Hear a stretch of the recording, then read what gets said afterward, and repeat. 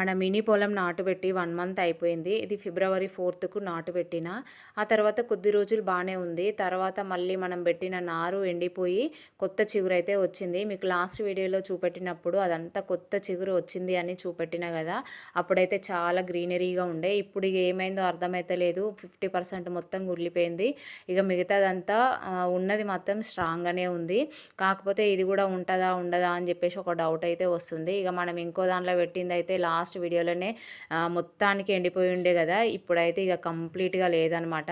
ఇక దానికి వాటర్ పట్టుడు ఎప్పుడో బంద్ పెట్టినాము. కాకపోతే ఇది కూడా ఉంటదా? ఉండదా? అని చెప్పేసి ఒక డౌట్ అయితే వస్తుంది. కాకపోతే ఉండాలని అయితే కోరుకుంటున్నా. ఎందుకంటే ఇప్పటి జనరేషన్‌లో పిల్లలకి అసలు వాళ్ళు తినే ఫుడ్ ఎట్లా వస్తది? ఎంత టైం పడతది? ఇలాంటివి ఏమీ తెలీదు. జస్ట్ బుక్స్‌లలో చదువుకోవడం తప్ప ఇట్లా రియాలిటీగా తెలీదనమాట. సో, మా పిల్లలకు చూపెట్టడం కోసమే నేనైతే దీన్ని తీసుకొచ్చిన. సో, ఇది నాటబెట్టేటప్పుడు చూపెట్టిన అట్లనే 1 మంత్ అయిపోతే ఎలా ఉంది అనేది చూపెట్టిన. ఇంకా ముందు ముందు చూపెట్టడానికి ఉండాలనైతే నేను కోరుకుంటున్నా. Thank you for watching.